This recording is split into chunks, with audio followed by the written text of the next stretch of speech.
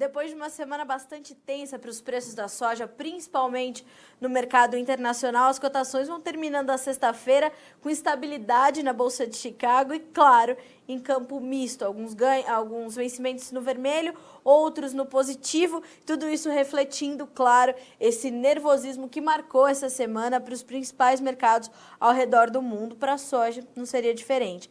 Para a gente entender um pouquinho de como a gente vai encerrando a semana para o mercado de soja, não só na Bolsa de Chicago, mas também aqui no nosso mercado brasileiro, a gente convidou para conversar conosco na tarde de hoje o Luiz Fernando Gutierrez, analista de mercado da Safras e Mercado. Luiz, muito boa tarde para ti, seja bem-vindo ao Notícias Agrícolas. Como a gente já conversou, semana muito tranquila, né, Luiz Fernando? Muito fácil de analisar esse mercado nessa sexta-feira. Boa tarde, Carla. Boa tarde a todos que nos assistem. Realmente, é uma semana bem tranquila e bem fácil da gente analisar os fatores aí que não foram muito voláteis aí nos últimos dias. Quase nada, quase nada.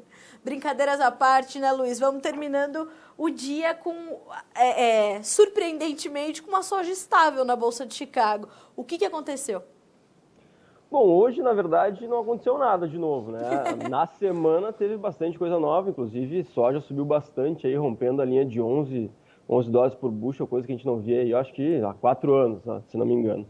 Então, é que, na verdade, a gente já esperava uma volatilidade grande para todos os fatores, né? A eleição americana costuma trazer isso.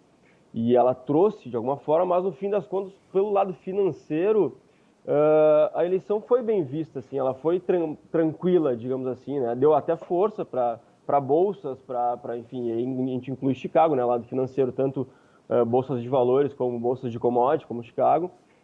Soja ganhou muita força em cima desse melhor humor, digamos assim, um bom humor do mercado financeiro, entendendo talvez que mesmo com a vitória do Biden, a gente não vai ter grandes mudanças assim no curto ou médio prazo, até porque o Senado tende a ficar com os republicanos, então grandes novidades não vão vir tão rápido assim, né?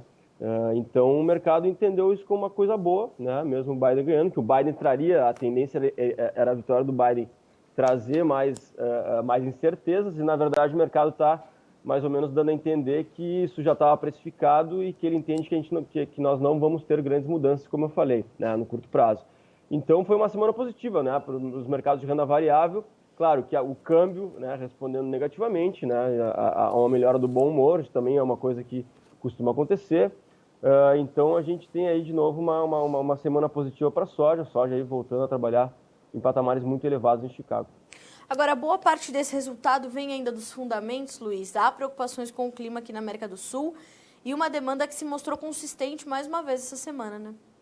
Exatamente. Não, eu diria que a maior parte desse movimento, claro que tem muita especulação, né, pelo lado financeiro, mas a maior parte aí, a maior base, ou seja, o embasamento desse movimento realmente é em cima de fatores fundamentais. Então a gente continua aí com praticamente ausência de fatores negativos nesse momento, né? A gente tem, embora a colheita americana ainda esteja acima da média, ela evoluiu mais lenta nos últimos dias, né, nas últimas 2 semanas. O Brasil, embora tenha melhorado o clima, tenha avançado melhor o plantio, a gente continua com os trabalhos bem atrasados. A gente continua com um risco climático grande no Brasil, não só no Brasil, como na América do Sul toda, com relação ao Laninha. A gente continua com a China comprando soja americana, voltou a comprar essa semana, as vendas voltaram a ficar dentro do esperado. Então, a gente tem praticamente só fatores positivos aí, né, no lado fundamental, e nessa semana esse lado financeiro também se somou a esses fatores fundamentais e trouxe esse ambiente positivo aí para Chicago e para a soja de uma forma geral, né? A soja brasileira também nesse sentido. Bom, Luiz, ainda falando um pouquinho do mercado de Chicago, já a gente passa para as cotações no Brasil, para o andamento da comercialização e tudo mais. O que a gente pode esperar daqui para frente? É conhecida essa preocupação com o clima na América do Sul? É conhecida essa demanda crescente e muito robusta, muito presente no mercado? O que a gente pode esperar aí para os próximos dias, para as próximas semanas? Bom, para essa próxima semana, principalmente, a gente vai ter um dado novo, né, que é o relatório do USDA, né, que é algo bastante esperado. Dia 10, terça-feira, o USDA deve trazer, aí, pelo menos o mercado entende que ele deve trazer um novo corte na safra americana, obviamente que não tão grande como os cortes anteriores, mas o mercado parece entender que, embora a colheita tenha evoluído bem, né, nos Estados Unidos, aquele período inicial ali de clima seco que permitiu que os trabalhos fossem rápidos, ele também pode ter trazido alguns probleminhas aí naquelas lavouras que já sofriam com alguma falta de umidade, principalmente ali na região de Iowa, né, que é o grande estado ali que teve problemas esse ano. Então o mercado entende que o relatório da semana que vem pode trazer ou deve trazer um novo corte, algo em torno de 500 mil toneladas na safra americana, não é muita coisa, mas é um corte, e o que deve resultar também numa redução, aí, num corte nos estoques finais americanos, até porque a demanda vem bem, a gente pode ter até um pouco de um novo aumento nas exportações americanas para a próxima temporada, né, o sentimento do USDA, então a gente espera realmente que o USDA traga esse corte, confirme esse corte tanto na produção quanto nos estoques. Então esse seria o primeiro dado, o primeiro fato para a semana que vem. E aí, a partir daí, o mercado vai continuar analisando, né? A colheita americana, ou o dado de safra americana começa a perder peso, né? Já está meio consolidado, já está praticamente toda a safra disponível no mercado já. E o clima no Brasil, na América do Sul, começa a ganhar cada vez mais força. E a partir aí da segunda quinzena de novembro, daí para frente, vai ser o grande fator aí que vai impactar o mercado aí nos próximos meses. Então, como eu falei, a gente teve uma melhora climática no Brasil nas últimas semanas, isso é inegável, a gente teve inclusive uma melhora no andamento dos trabalhos de plantio, mas a gente ainda tem atrasos grandes acumulados, né? A gente sabe que isso lá na frente pode trazer problemas. A gente não pode falar em perdas produtivas ainda, a gente entende que é muito cedo, né? Talvez, daqui a algumas semanas, a gente pode entender que a área que ia ser destinada à soja, né, talvez em alguns lugares, não tenha sido completamente plantada, ou tenha sido plantada, mas abandonada para a gente ter uma janela ideal para a segunda safra, por exemplo, principalmente no centro-oeste e no sudeste, que é o grande risco nesse momento, né? Avançar, tentar plantar várias vezes, não conseguir ter o desenvolvimento inicial que era esperado, e aí tu coloca em risco tanto a safra de soja quanto a safrinha, né? Que se faz muito que não é mais a safrinha, na verdade, é a segunda safra hoje, que se faz muito no centro-oeste e no sudeste.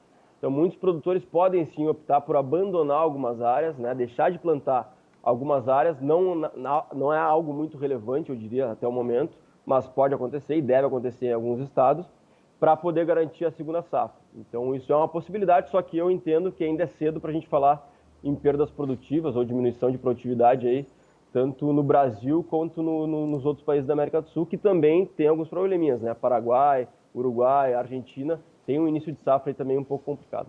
Ô Luiz, e esse fator, ele tem espaço ou ele tem fôlego para continuar movimentando esse avanço dos preços da soja, ou o mercado já capturou muito boa parte desse problema e agora a gente vai ter que ver informações ou mais aprofundadas ou um agravamento dessas chuvas extremamente irregulares ainda no Brasil, na Argentina, no Paraguai, para que o mercado continue subindo em função deste fator especificamente? Não, o mercado já capturou boa parte, ele já tem uma expectativa olhando para frente, né? Mas se a gente tiver uma piora climática de novo, né? Os mapas aí de 15 dias, um mês, mostrando falta de chuvas de novo para o Brasil e para a América do Sul como um todo, sim, esse movimento positivo vai continuar em cima desse fator fundamental, porque eu lembro que a gente está no ano de Laninha, ele naturalmente é um ano diferente, é um ano com risco climático maior, né? Principalmente aqui no sul do Brasil, Argentina, Uruguai, a parte do Paraguai. Então, normalmente quando a gente tem Laninha na América do Sul, as perdas são maiores que anos de El Niño, por exemplo, ou em anos de clima neutro. Então, o risco já é naturalmente maior nesse ano. Então, sim, o mercado vai ficar mais nervoso, vai ficar mais sensível aos mapas climáticos. E se a gente tiver uma piora aí de previsões, a gente vai ter sim Chicago respondendo diretamente a isso, até porque, pelo outro lado da demanda, né, a demanda chinesa pela soja norte-americana, a gente tem um fator de suporte natural, porque a China continua comprando e o atraso no plantio no Brasil leva a entender que a China vai comprar um pouco mais ainda de soja americana, vai alargar um pouco seu período de compras, né, até janeiro, ou até início de fevereiro, porque a safra brasileira tende a atrasar um pouquinho para entrar. Então, eu entendo que sim, o momento é positivo e esse fator climático daqui para frente vai ser fundamental aí e pode sim trazer mais força para Chicago. Luiz, essa questão da demanda e da China concentrando as compras nos Estados Unidos, isso poderia ferir a nossa demanda de alguma forma? Ou como nós já temos um percentual muito elevado, é até interessante para um equilíbrio do mercado que isso aconteça? Hoje, as safras, inclusive trouxe um levantamento mostrando que o Brasil já tem cerca de 55,1% da sua produção projetada comercializada. Como é que fica essa concentração por mais tempo da China nos Estados Unidos? Não, eu acho que o mercado, né, Carla, ele está voltando para uma normalidade, né? A gente lembra que o mercado ele foi distorcido a partir de 2018, com o início da guerra comercial. Ano passado, 2019, a gente já teve uma pequena melhora. Esse ano, aí, com a primeira fase do acordo comercial, uma melhora ainda maior, digamos assim, um retorno ao equilíbrio. E 2021, acho que vai ser realmente o ano definitivo para a gente voltar para um equilíbrio normal de mercado, porque é inegável que o Brasil foi beneficiado pela guerra comercial, porque a China, né, migrou praticamente toda a sua demanda para o Brasil aí durante 2 anos, pelo menos. Então, e aí a gente ganhou uma fatia de exportação, que seria dos Estados Unidos normalmente. A gente ganhou essa fatia que, então, ela tende a voltar aí para a normalidade, voltar uma parte dessa fatia para os americanos. Só que, claro, essa eleição americana, por exemplo, a guerra comercial, que ainda não acabou, ainda existe, né? A gente está só na primeira fase do acordo. Não sei o que o Biden vai fazer com relação à China em termos comerciais. Ainda traz incertezas, mas trabalhando com o que a gente tem hoje, é uma melhora na relação comercial entre os dois países. É natural que no ano que vem, agora em 2021, a China compre mais volumes de soja americana do que comprou em 2018, ou 2019 ou 2020. Então, eu diria que a gente está voltando para a normalidade. Mas a questão envolvendo a comercialização brasileira indica que sim, a gente já tem uma boa parte da soja brasileira já comprometida para venda para os chineses na próxima temporada. Então é normal que agora, daqui para frente, as vendas de soja da nova safra sejam mais lentas. Como eu falei, a gente está, como você colocou, mais de 50% vendido, a média para essa época do ano é em torno de 30%, e boa parte disso é para a gente exportar para a China. Então, eu acho que o mercado está voltando à normalidade. Assim. Eu acho que é algo natural a demanda chinesa voltando para os portos americanos, né? Inclusive alargando agora esse período de compras. Então, o mercado está voltando para a normalidade, e eu acho que o Chicago já entende isso. E, claro, a gente pode ser surpreendido até por compras maiores de soja americana. O mercado vai gostar disso, Chicago. Mas eu não vejo grandes riscos para o Brasil. A gente tem uma grande parceria comercial aí com a China, não vai mudar, não tem por que mudar no curto prazo. E a gente vai continuar sendo aí o grande fornecedor de soja para os chineses aí em 2021. Para mim, sem dúvida, sim, que o Brasil vai continuar sendo isso. Luiz, como é que você vê o comportamento do produtor brasileiro nesse momento? Que ele se divide entre essa volatilidade toda do mercado, esse percentual elevado da sua comercialização, né, um bom comprometimento já, e a necessidade de focar nos trabalhos de campo?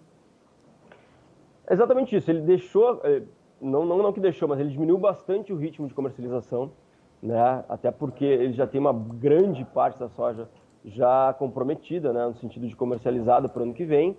E daqui para frente a gente tem um risco climático, e aí o produtor naturalmente, como a gente também já está bem capitalizado, vendeu o resto da soja disponível desse ano, muito bem. Vendeu soja futura para o ano que vem, muito bem. Então ele já está capitalizado, não precisa de tanto capital nesse momento. E além disso, tem uma possibilidade dele não colher tudo que ele espera, né, pela questão do risco climático. É natural que daqui para frente o ritmo seja mais lento. Ele está focando nos trabalhos de plantio, natural também para essa época do ano, com uma atenção redobrada, digamos assim, e vai focar nisso aí até a colheita, porque o risco vai estar presente nessa temporada de uma forma muito importante, né, o risco climático. Então, daqui para frente, eu entendo que ele só vai voltar a comercializar grandes volumes de soja a partir da consolidação da sua produção, né, e a partir da entrada da safra e a partir da colheita. Então, eu diria que daqui para frente é normal a gente esperar um ritmo mais lento de negócios novos, digamos assim. Claro que produtores que negociaram um pouco, né, ainda têm oportunidade no mercado. Eu diria que ainda podem aproveitar as oportunidades do mercado, porque o preço é muito bom, né? E a gente tem uma questão cambial aí que pode ser importante para o ano que vem. Talvez o câmbio esteja mais fraco no ano que vem. Então é importante ele aproveitar esses momentos aí, o produtor que não negociou tanto, e fugir daquele risco que a gente pode ter ano que vem, que é natural do mercado, né? Que é uma nova temporada, então acho que o momento é muito positivo ainda para ele antecipar vendas. Era isso que eu ia te perguntar. Como é que essa semana foi em termos de volumes de negócios, Luiz? A gente teve um bom volume de negócios ou não? A gente vê o produtor bem reticente realmente em voltar a comercializar, em voltar a fechar novas vendas. Tá bem lento, por mais que Chicago tenha ajudado na semana, dólar, querendo ou não, recuou bastante, né, Carla? Então não mudou muito o preço para ele para a safra nova, digamos assim. Então ele não avançou muito nos negócios, O produtor do Rio Grande do Sul, que está um pouco menos vendido, ele avançou um pouquinho mais, mas nada relevante assim, se comparado ao primeiro semestre do ano, por exemplo. Então ele está realmente com o pé no freio aí, esperando para ver o que acontece com a safra dele, principalmente. Luiz, dessa forma, como é que você acha que a gente vai ver o impacto disso tudo na formação dos nossos preços aqui no Brasil? Com o produtor um pouco mais reticente em vender, o preço tende a dar uma estacionada no seu movimento de altas ou vai acompanhar essa disparada das cotações em Chicago, mesmo com essa tentativa de recuo do câmbio já por dias consecutivos, e a gente vai ver preços estacionados? Como é que a gente vai ver o comportamento dos preços efetivamente aqui no Brasil? Bom, aí são dois tipos de preços, né, Carla? É o preço da safra disponível, que a gente praticamente não tem mais nada, a gente vai ter 1% talvez para vender, e o preço da safra nova.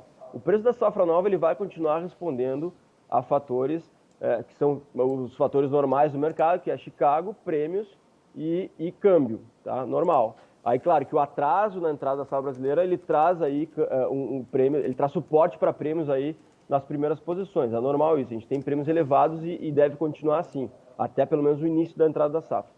Já no mercado disponível, o mercado não responde praticamente mais a Chicago e nem a prêmio, ok, um pouquinho, porque é importante, mas também nem a câmbio, porque a questão fundamental, e aí eu digo que prêmio faz sentido, porque é a questão da oferta. A gente não tem mais oferta de soja, e a oferta de soja é mínima até a entrada da safra, e os preços estão completamente distorcidos.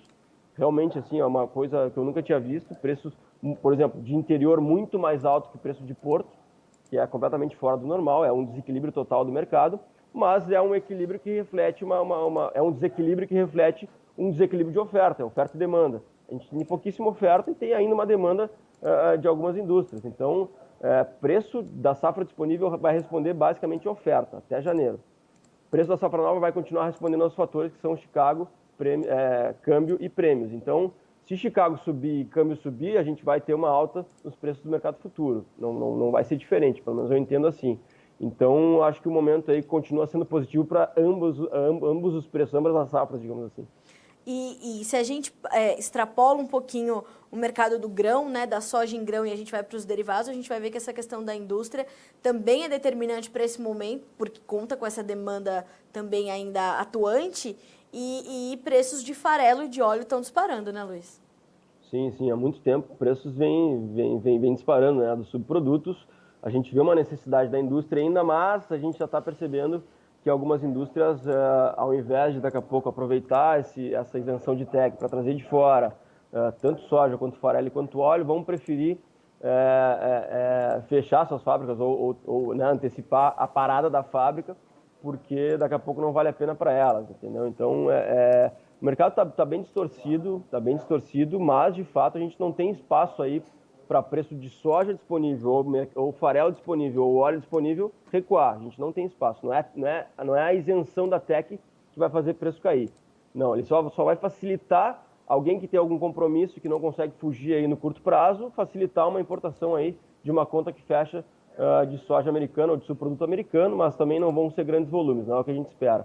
Então o mercado continua muito suportado aí, tanto na soja quanto nos subprodutos. A gente tem, inclusive, acompanhado, né, Luiz? Eu tenho consultado muito você justamente desde que foi zerada a TEC, e a gente falava muito sobre isso, né? Você já havia adiantado para nós aqui no Notícias Agrícolas que essa isenção da TEC não ia mudar o cenário de preços aqui no Brasil, como não vem mudando, mesmo chegando soja, principalmente dos Estados Unidos aí nesses últimos dias, né? A gente até comentou, né, Carla, que se a intenção do governo era segurar preço, essa isenção de TEC veio muito tarde. Né? Não só para soja, quanto para milho, quanto para arroz.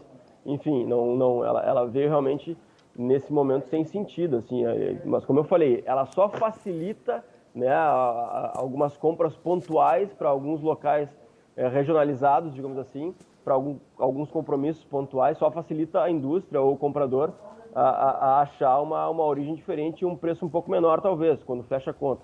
Mas com relação a segurar preço ou impedir ou fazer com que o preço caia, a TEC para mim, não vai ter nenhuma influência e pelo que a gente viu até agora, realmente não está tendo. Tá certo. Luiz, te agradeço muito pela companhia nessa tarde de sexta-feira para a gente encerrar essa semana como eu falei, muito tranquila, muito fácil de ser analisada. Mas realmente só para os fortes esse mercado essa semana. A gente continua monitorando a conclusão da apuração das eleições lá nos Estados Unidos. Tenho certeza que vocês também. A gente vai se falar aí nos próximos dias para continuar avaliando os impactos desses resultados e, claro, dos fundamentos que estão direcionando aí os mercados de soja no Brasil, nos Estados Unidos. Te agradeço mais uma vez. Obrigado, Carlos. Um abraço. Até a próxima. Até a próxima, Luiz. Um abraço.